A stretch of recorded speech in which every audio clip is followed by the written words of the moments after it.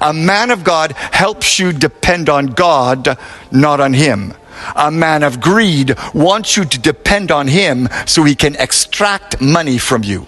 A lot of so-called prophets today charge people money for ministry. The more you pay, the more they pray.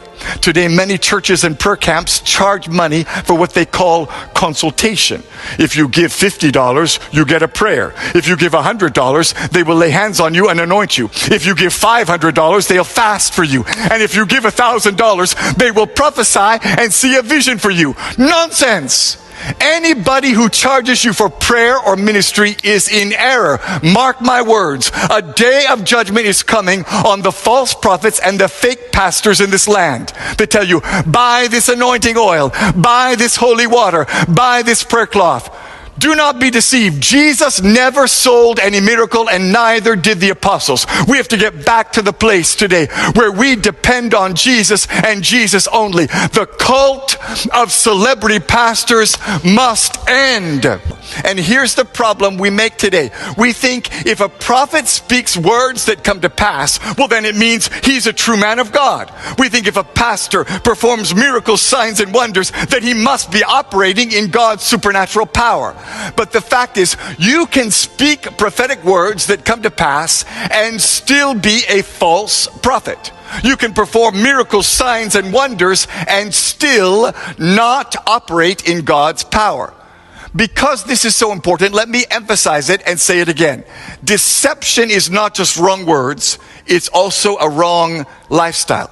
A false prophet may have the right words and even predict things correctly, but if he has a wrong life, he is a false prophet. There's a pastor in Tanzania who said, because I'm anointed, my feet cannot touch the ground while I'm preaching.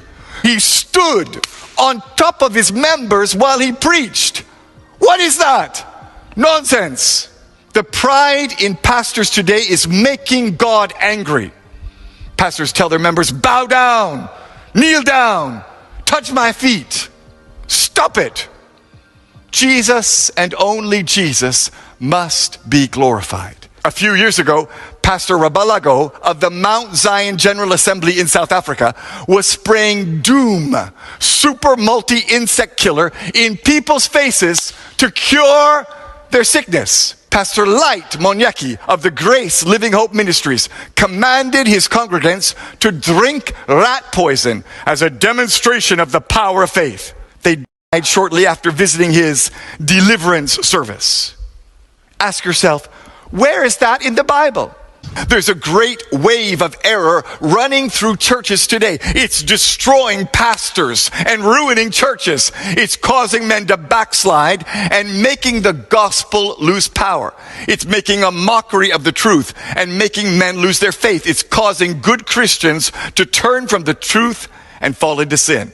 And the fact is, Jesus clearly tells us it will affect many. Many false prophets will come. Many men will be deceived. And friend, you need to know today that the greatest challenge for us as Christians in the end times is not persecution. It's not economic collapse or uncertainty in government. The greatest challenge we face today in the church is spiritual deception.